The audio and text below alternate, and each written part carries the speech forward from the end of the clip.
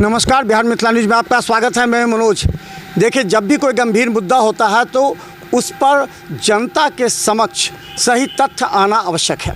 चलिए हम बता दें, बीजेपी के शांत, गंभीर, मृदु स्वभाव वाले विधायक, कोयटी विधायक डॉक्टर मुरारी मोहन झा का जो ऑडियो वायरल हो रहा है, उस पर लोग थोड़ा सा विस्मय में हैं। लोग कह रहे हैं कि जो एक शब्द कभी गाली नहीं देते थे, किसी को डांटते नहीं थे, उनसे इस तरह के शब्द कैसे है। लेकिन इसके पीछे की पूरी कहानी हम आपको बताना चाहते हैं। ये एवी सिग्नेचर क्या है, क्या स्थिति, पहले जानिए।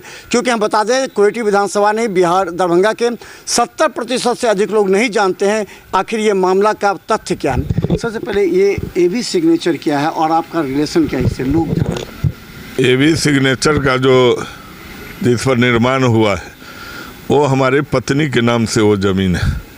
काफ़ी पूर्व मैंने उसे रजिस्ट्री हमारी पत्नी ने करवाया था और उसी पर वो एवी सिग्नेचर का निर्माण हुआ है।